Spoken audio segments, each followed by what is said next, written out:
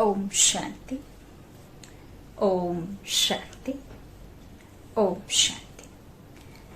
11/6/2021 प्रातः मुरली। ओम शांति। बाप दादा मधुबन।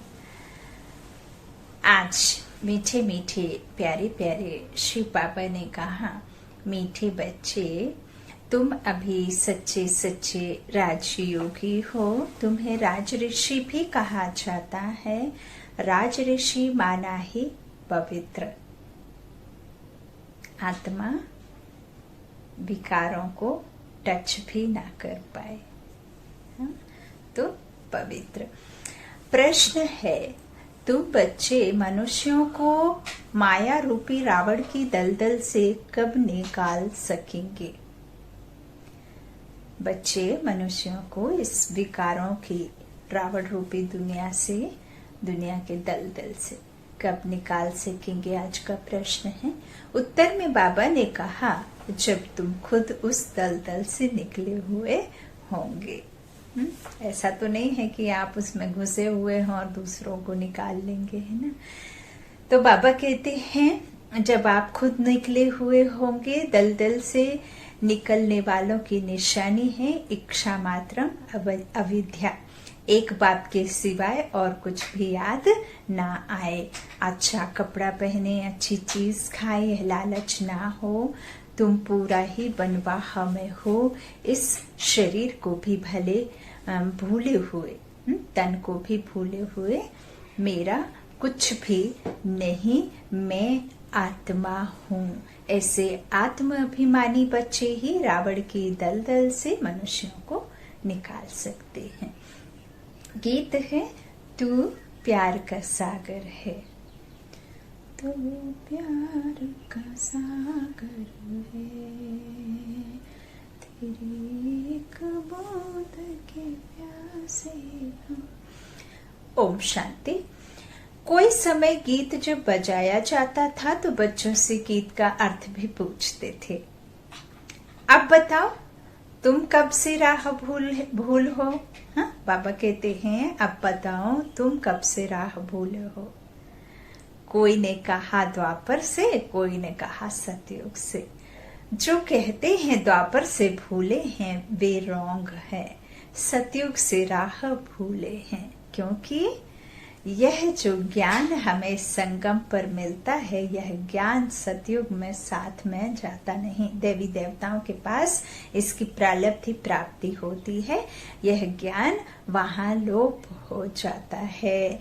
बाबा कहते सतयुग से राह भूले हैं। राह बताने वाला तो अभी तुमको मिला है ना, तो वह सतयुग में कैसे हो सकता?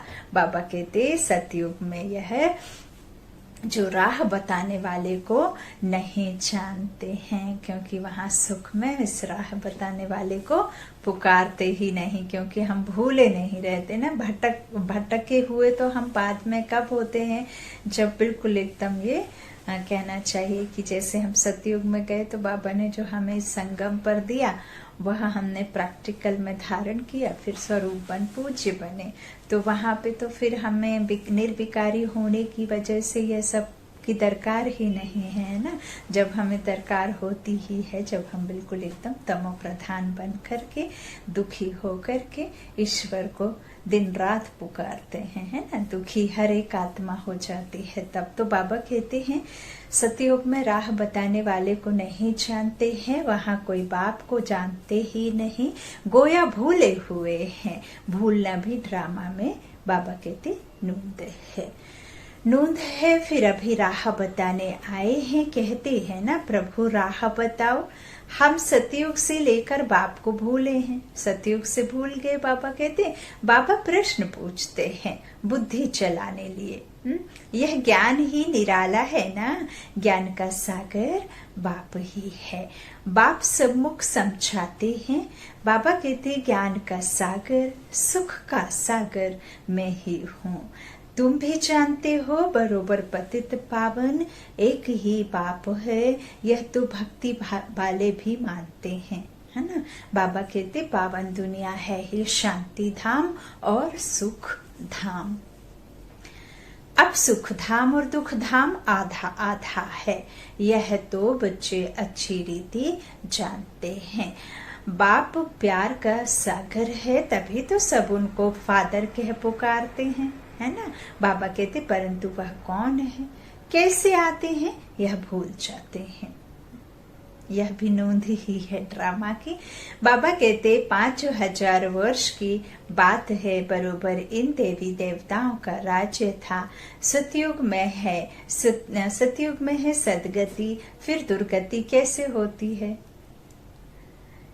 बाबा कहते कौन बताए ये सब बातें, जिसके पास में नॉलेज होगा, जो इस कहना चाहिए तन को धारण नहीं करते हैं, जो रहते ही हैं एवर प्योर, जो है ही हमारा बीज रूप सुप्रीम सोल, तो जिसके पास होगा आत्माओं का ज्ञान और इस मनुष्य सृष्टि का, वही तो बताएगा ना। जिसके पास सच होगा, जिसके पास ट्रुथ होगा, तो वो तो God is one, God is truth है। तो कौन सा ट्रुथ है जो गॉड जानता है।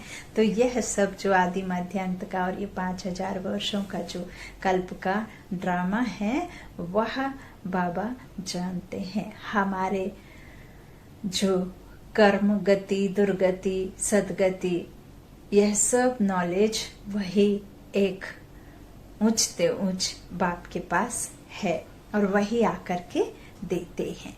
बाबा कहते इस तरह से बाप ही आकर समझाते हैं कि द्वापर से तुम्हारी दुर्गति हुई है, तब तो बुलाते हैं ना। हाँ, जैसे ही हम आदि में ड्रामा में आते हैं तो धीरे धीरे हमारा शुरुआत हो जाती है। बाबा कहते हैं तुम समझते हो यह कोई नई बात नहीं है, बाप कल्प कल्प आते हैं। अभी निराकार बाप आत्माओं को समझाते हैं, कोई भी अपनी आत्मा को नहीं जानते। ऐसे कभी कोई नहीं बताएंगे कि हमारी आत्मा में सारा पार्ट भरा हुआ है। कभी नहीं कहेंगे कि मैं अनेक बार यह बना हूँ, पार्ट बजाया है। ड्रामा को वह जानते ही नहीं। बाबा कहते जानते ही नहीं करके लाखों वर्ष कहें, फिर भी ड्रामा तो है ना। लाखों वर्ष का है लेकिन ड्रामा तो है। बाबा कहते ड्रामा रिपीट होता है। यह तो कहेंगे ना, यह ज्ञान बाप ही बच्चों को सम्मुख देते हैं।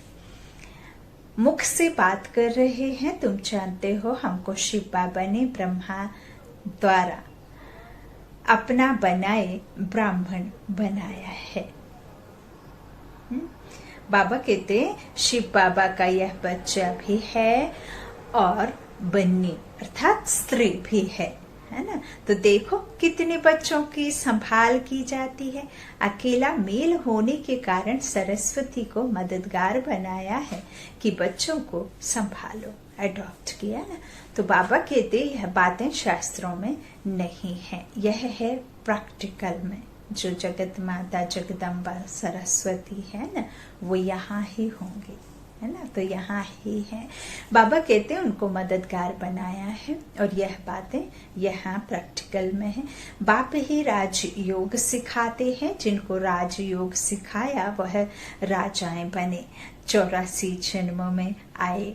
बाइबल, कुरान, वेद शास्त्र आदि पढ़ते तो बहुत हैं, परंतु समझते कुछ भी नहीं है। बाबा कहते अब उसमें वेद शास्त्र या जिसमें भी पढ़ लेते हैं तो उसमें तो हम ये समझ लेते हैं कि ऐसे ऐसे ये थे, इन्होंने ऐसा ऐसा किया, ये करके गए, इन्होंने ये धर्म स्थापना की, वो धर्म स्थापना की। राम आए थे तो उन्होंने जो है यहाँ 14 बरस का वनवास किया और फिर 14 बरस के बाद में वापस लौट करके आए, वनवास खत्म हुआ। ऐसे सब बातें जान लेने से तो आपको मन की शांति, विश्व की शांति, अपने अंतर की अष्ट शक्तियां या आत्मा का नॉलेज तो नहीं मिला ना, है ना, जिससे आप सुखी हो। तो बाबा कहते हैं इस तरह से भल कुछ भी पढ़ लेते हैं लेकिन समझते कुछ भी नहीं है। अभी तुम कोई तत्व योगी नहीं हो, तुम्हारा तो बाप से योग है। अर्थात बाप की याद है। तुम अभी राजयोगी राज ऋषि हो, अर्थात योगी राज हो। योगी पवित्र को कहा जाता है। स्वर्ग की राजाई लेने लिए तुम योगी बने हो। बाप पहले पहले कहते हैं पवित्र बनो, योगी नाम ही उनका है। तुम सब राजयोगी हो। यह तुम ब्रह्मा मुख वंशावली ब्राह्मणों की बात है। तुमको राजयोग सिखा रहे हैं। बाबा कहते स्टूडेंट हो गए ना, स्टूडेंट को कब टीचर भूलेगा क्या? हा? बाबा कहते जानते हो शिव बाबा हमको पढ़ाते हैं, है ना, परंतु माया फिर भी भुला देती है। बाबा कहते तुम अपने पढ़ाने वाले टीचर को भूल जाते हो। भगवान पढ़ाते हैं, यह समझें तब तो नशा छुड़े। स्कूल में ICS पढ़ते हैं तो कितना नशा रहता है ना, कि हमारी एम ऑब्जेक्ट ये है, मैं ये बनूंगा। तो इवन हम पढ़ाई के समय ये भी सोचते हैं कि मैं ऐसे मर्तबे पे बैठूंगा तो मेरे आसपास कितने लोग जो है नौकर बन के घूमेंगे, या जो भी कितना मैं कमाऊंगा, कैसे मेरी लग्जरी लाइफ होगी। इस तरह से बहुत तरह के सोचते हैं ना जब कोई बहुत ऊंची पढ़ाई पढ़ते हैं तो लौकिक जीवन में भी। तो बाबा कहते हैं कितना नशा रहता है। तुम बच्चे तो 21 जन्म के लिए यह राजयोग की पढ़ाई पढ़ते हो, वह तो सिर्फ जो कहना चाहिए अल्पकाल की होती है ना। बाबा कहते हैं पढ़ना तो फिर भी होता है ना। तो राज विद्या भी पढ़नी पड़े, भाषा आदि सीखनी पड़े, है ना। बाबा कहते तुम बच्चे समझते हो सतयुग से हम यह राह भूलने शुरू करते हैं, फिर एक एक ढाका पौड़ी स्टेप एक जन्म में नीचे उतरते हैं। अभी तुमको सारा याद है, कैसे हम चढ़ते हैं, कैसे हम उतरते हैं। यह सीढ़ी अच्छी रीति याद करो। 84 जन्म पूरे हुए, अब हमको जाना है तो खुशी होती है। यह बेहद का नाटक है, आत्मा कितनी छोटी है। पाठ बजाते बजाते आत्मा थक जाती है। जब देखिए इतनी छोटी सी आत्मा जो देखने में भी नहीं आती, जिसके बारे में कोई पता भी नहीं कर पाया, वो आत्मा 84 का पाठ बजा सकती है, तो वो सुप्रीम सोल एवर प्योर परम पिता जो पारलौकिक है ना, वो कितना ना उनमें शक्ति होगी, जो कि कर्म गति में आते ही नहीं, जिनकी कोई दुर्गति होती नहीं। तो देखिए उसमें और कितना पावर होगा, है ना। तो यह सब बातें समझने की हैं। बाबा कहते इस तरह से पाठ बजाते बजाते जो है आत्मा थक जाती है ना। तो बाबा कहते कितना बेहद का नाटक है ना, अब हमको जाना है। तो बाबा कहते इस तरह से उतरते उतरते हम जो है बहुत नीचे उतर गए हैं, है ना। इस पाठ बजाते बजाते आत्मा थक जाती है। तब कहते हैं बाबा राह बताओ तो हम विश्राम पाएं, सुख शांति पाएं, है ना। सुख और शांति, तो सुख तो जहाँ हमारा जीवन होते हुए सुख ही सुख हो, वह है सुख की दुनिया। और शांति सिर्फ वही मिलेगी जहाँ आप आत्मा मुक्त हो जाए, शरीर हो ही ना, है ना। तो सुख और शांति पाए। बाबा कहते तुम सुख धाम में हो तो तुम्हारे लिए वहाँ सुख शांति भी है ना। वहाँ कोई हंगामा नहीं है ना। वहाँ कुछ भी ऐसी दुख की बात होती ही नहीं सतयुग में। बाबा कहते हैं आत्मा को शांति है। शांति के 2 स्थान हैं, शांति धाम और सुख धाम। दुख धाम में अशांति है, यह पढ़ाई है। तुम जानते हो हमको बाबा सुख धाम वाया शांति धाम में ले जा रहे हैं। तुमको कहने की दरकार नहीं, तुम जानते हो हम यहाँ पाठ बजाने आए हैं, फिर जाना है। यह खुशी है, शांति की खुशी नहीं है। पाठ बजाने में हमको मजा आता है ना। ऐसे थोड़ी है। बाबा कहते हैं ना जाने की खुशी नहीं, पाठ बजाने में मजा आता है। सबसे अधिक तो यही जो संगम है इसका ही सबसे ज्यादा महत्व है, क्योंकि यही आपको हर एक चीज का एहसास होता है और तीनों कालों का तीनों युगों, चारों युगों का और खुद का, परमात्मा का, भगवान मिलन। तो यह सब नॉलेज आपको यहाँ ही मिलती है और कल्प के कोई भी समय में ये नॉलेज आपको नहीं मिलती है ना। इस तरह से बाबा कहते हैं शांति की खुशी नहीं, पाठ बजाने में हमको मजा आता है, खुशी होती है। जानते हैं बाप को याद करने से विकर्म विनाश होंगे। कोई कहते हैं हमको मन की शांति मिले, यह अक्षर भी रॉन्ग है। बाबा कहते नहीं, हम बाप को याद करते हैं कि विकर्म विनाश हो, शांत तो मन रह ना सके, है ना। ये तो असंभव है। बाबा कहते कर्म बिगड़ रह नहीं सकते, बाकी महसूसता आती है सुख और शांति की। जो भी महसूसता, बाबा कहते ये सब अनुभव करते हैं, महसूसता आती है। हम बाप से पवित्रता, सुख, शांति का वर्षा ले रहे हैं तो खुशी होनी चाहिए। यह तो है ही दुख धाम, इसमें सुख हो नहीं सकता। मनुष्य शांति धाम, सुख धाम को भूल गए हैं।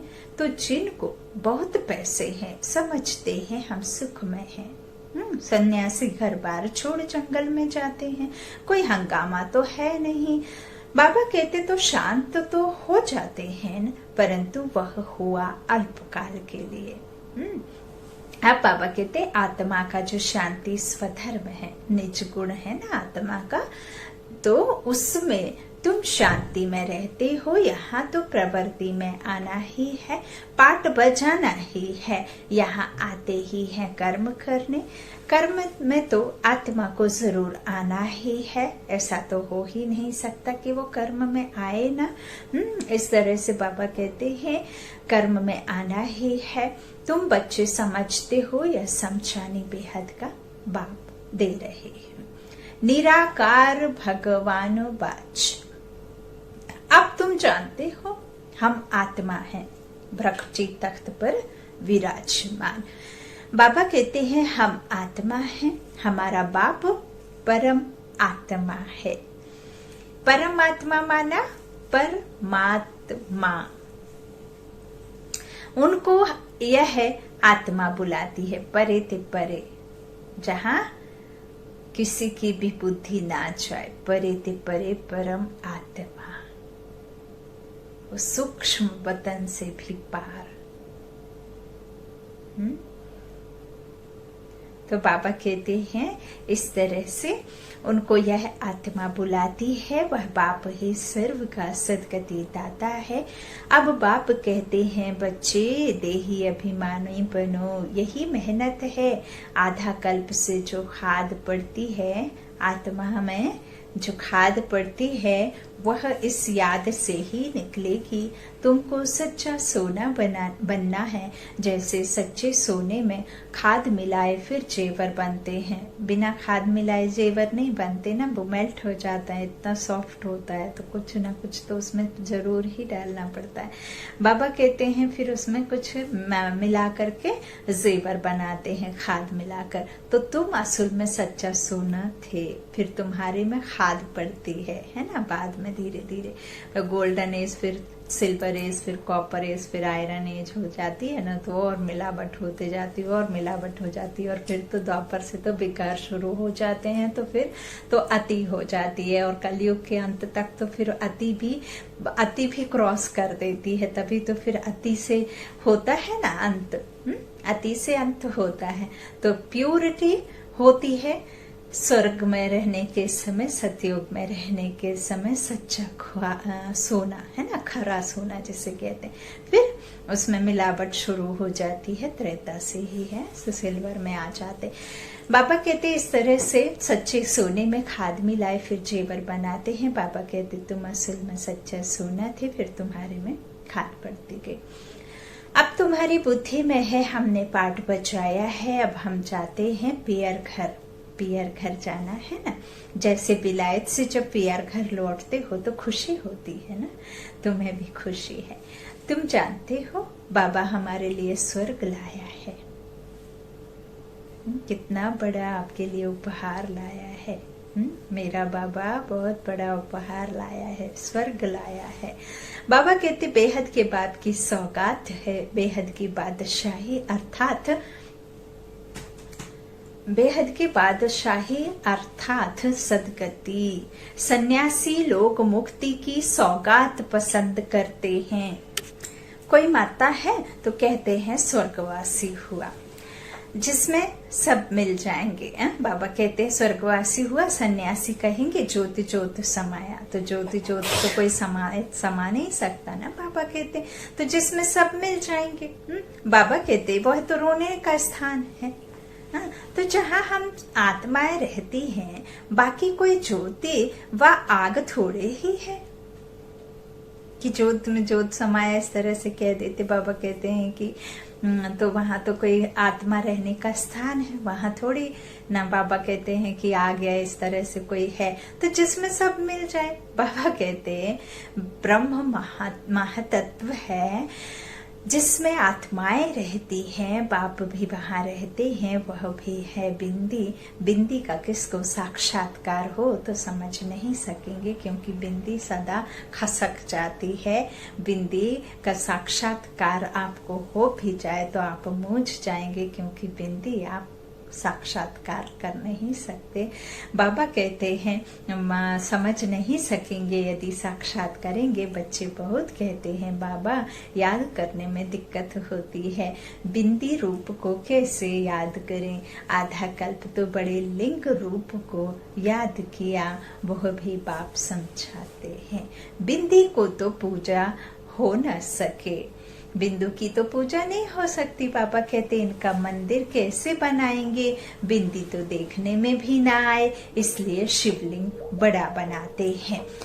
बाकी आत्माओं के सालिग्राम तो बहुत छोटे छोटे बनाते हैं, अंडे में सिर बनाते हैं। कहेंगे पहले यह क्यों नहीं बताया, परमात्मा बिंदी मिसल है। बाप कहते हैं उस समय यह बताने का पाठ ही नहीं था। अरे तुम ICS शुरू से क्यों नहीं पढ़ते हो? क्वेश्चन। पढ़ाई के भी तो फायदे और कायदे हैं ना। ऐसा तो नहीं है कि आप ABCD ना सीखें और सेंटेंस बनाना आ जाए आपको। ऐसा तो नहीं कि आप नर्सरी ना पढ़ें और डायरेक्ट आप 12th क्लास में पढ़ लें। तो धीरे धीरे ही तो होता है। बाबा कहते हैं इस तरह से जो पढ़ाई के भी कायदे हैं ना, और ऐसा भी नहीं है कि एक टीचर ही आपको नर्सरी से 12th तक एक ही पढ़ाए। हर टीचर हर अपने कैपेबिलिटी से, अपने नॉलेज के हिसाब से आपको अलग अलग क्लासेस में पढ़ाता है, अलग अलग सब्जेक्ट होते। बाबा कहते हैं इस तरह से कोई ऐसी बात पूछे तो तुम कह सकते हो अच्छा बाबा से पूछते हैं, हमारे से बड़ी टीचर हैं उनसे लेकर पूछते हैं। बाबा को बताना होगा तो बताएंगे, बातों कहेंगे, आगे चल समझ लेंगे। एक ही टाइम तो नहीं सुनाएंगे। यह सब है नई बातें।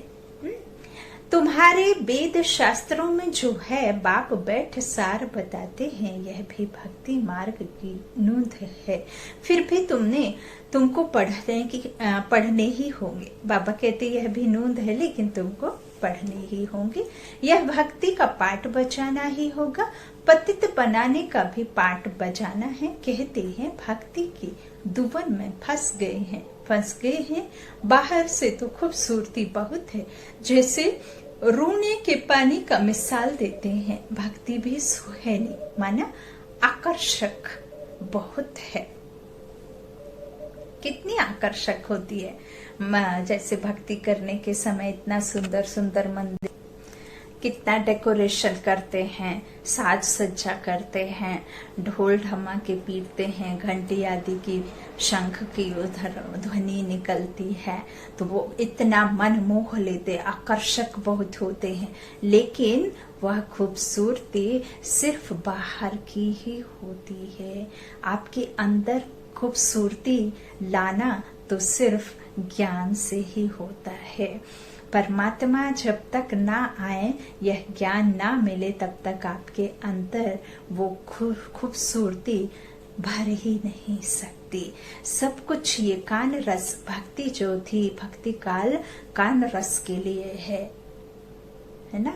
ज्ञान जो है आपके अंतर के लिए रस है, आत्म अति इंद्रिय सुख का रस है, आपके नर से नारायण और लक्ष्मी बनने का सुख है, डबल सरताज बादशाही, है ना। तो बाबा कहते इस तरह से आकर्षक जो भक्ति में बाहर से बहुत बहुत आकर्षक है। बाप कहते हैं यह रोने का पानी है, मृग तृष्णा समान।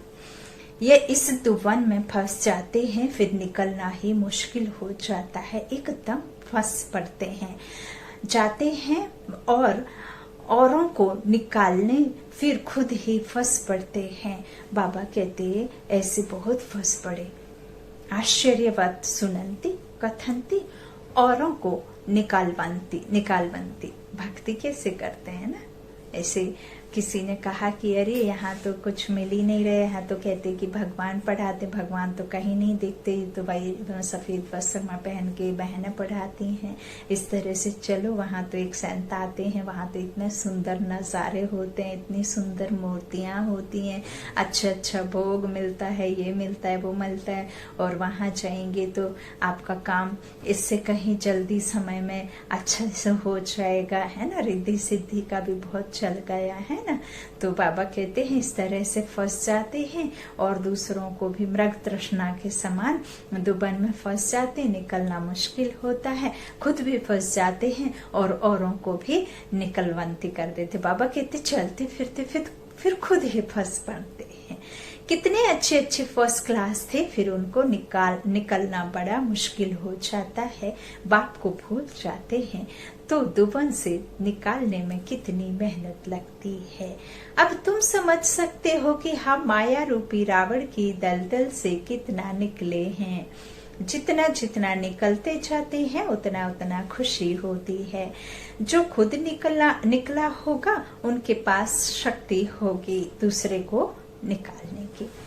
वाण चलाने वाले को कोई तीखे होते हैं, कोई कमजोर होते हैं, है ना। बाबा कहते भील और अर्जुन का भी मिसाल है ना।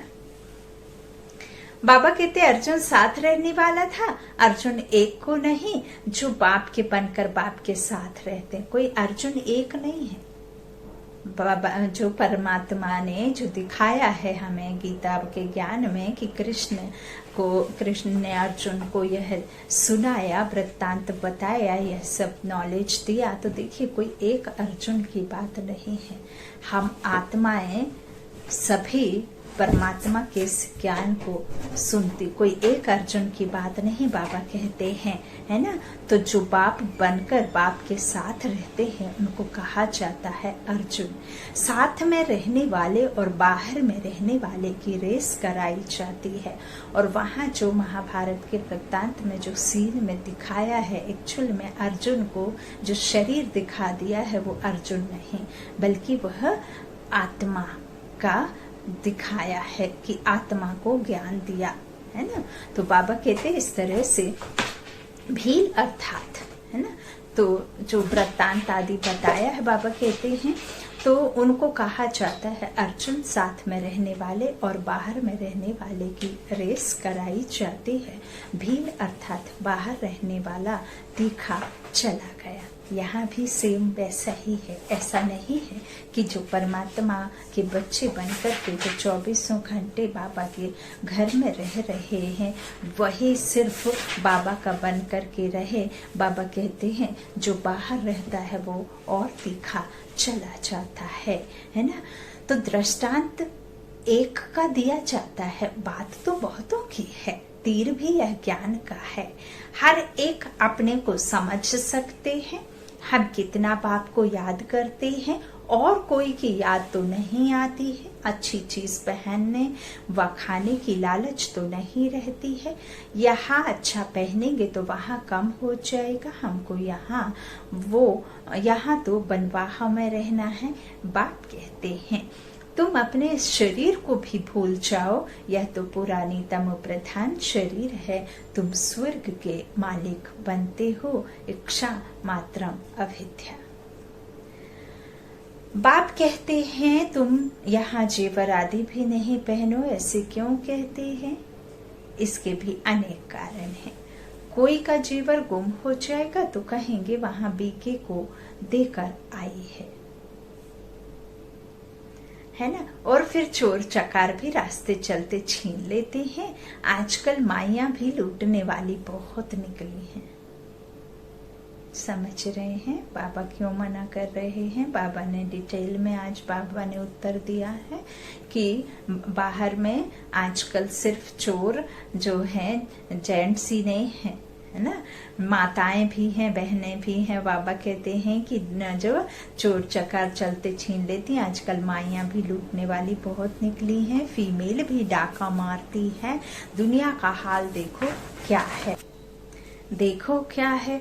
तुम समझते हो यह दुनिया बिल्कुल वैश्यालय है। हम यहाँ शिवालय में बैठे हैं शिव बाबा के साथ। वह सत्य है, चैतन्य है, आनंद स्वरूप है। आत्मा की महिमा, आत्मा की ही महिमा है। आत्मा ही कहती है मैं प्रेसिडेंट बना हूँ, मैं फलाना हूँ, और तुम्हारी आत्मा कहती है हम ब्राह्मण हैं।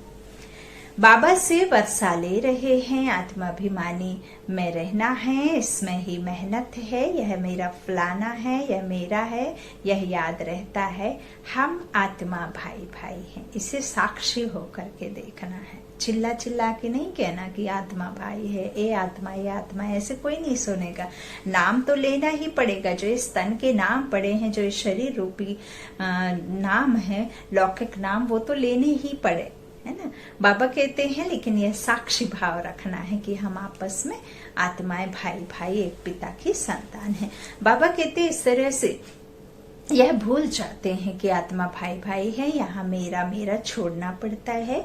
मैं आत्मा हूँ, इनकी आत्मा भी जानती है। बाप समझा रहे हैं, मैं भी सुनता रहता हूँ। पहले मैं सुनता हूँ, भल मैं भी सुना सकता हूँ, परंतु बच्चों के कल्याण अर्थ कहता हूँ। तुम सदा समझो कि शिव बाबा समझाते हैं। विचार सागर मंथन करना बच्चों का काम है। जैसे तुम करते हो वैसे मैं भी करता हूँ, नहीं तो पहले नंबर में कैसे जाएंगे। लेकिन अपने को गुप्त रखते हैं, है ना। यहाँ ब्रह्मा बाबा की बात हो रही थी। अच्छा, बाप दादा का याद प्यार। मीठे मीठे सिक्के लाधे बच्चों प्रति माता पिता बाप दादा का याद प्यार और गुड मॉर्निंग। रूहानी बाप के रूहानी बच्चों को नमस्ते। हम रूहानी बच्चों की रूहानी माता पिता बाप दादा को याद प्यार और गुड मॉर्निंग। शुक्रिया बाबा, मीठे बाबा, प्यारे बाबा। धारणा के लिए मुख्य सार। पहला बाबा ने कहा मेरा मेरा सब छोड़ अपने को आत्मा समझना है। आत्म अभिमानी रहने की मेहनत करनी है। यहाँ बिल्कुल बनवाह में रहना है। कोई भी पहनने खाने की इच्छा से इच्छा मात्र अविद्या बनना है। दूसरा बाबा ने कहा पाठ बजाते हुए कर्म करते अपने शांति स्वधर्म में स्थित रहना है। शांति धाम और सुख धाम को याद करना है, अर्थात अपना रहने वाला स्थान परम धाम और सतयुग, है ना, सुख धाम और शांति धाम। इस दुख धाम को भूल जाना है। वरदान है हर संकल्प, समय, शब्द और कर्म द्वारा ईश्वरीय सेवा करने वाले संपूर्ण वफादार भव। संपूर्ण वफादार उन्हें कहा जाता है जो हर वस्तु की पूरी पूरी संभाल करते हैं, कोई भी चीज व्यर्थ नहीं जाने देते। जब से जन्म हुआ तब से संकल्प, समय और कर्म का ईश्वरीय सेवा अर्थ हो। बाबा कहते हैं यदि ईश्वरीय सेवा के बजाय कहाँ भी संकल्प व समय जाता है, व्यर्थ वो बोल निकलते हैं या तन द्वारा व्यर्थ कार्य होता है, तो उनको संपूर्ण वफादार नहीं कहेंगे। ऐसे नहीं कि एक सेकंड व एक पैसा व्यर्थ गया तो क्या बड़ी बात है, नहीं। संपूर्ण वफादार अर्थात सब कुछ सफल करने वाले। आज का स्लोगन बाबा ने दिया, श्रीमत को यथार्थ समझकर उस पर कदम कदम चलने में ही सफलता समाई हुई है। कदम से कदम मिलाकर चलना, श्रीमत को यथार्थ समझकर कदम कदम पर चलने की, उसी में सफलता समाई हुई है। ओम शांति। ओम शांति। शुक्रिया बाबा।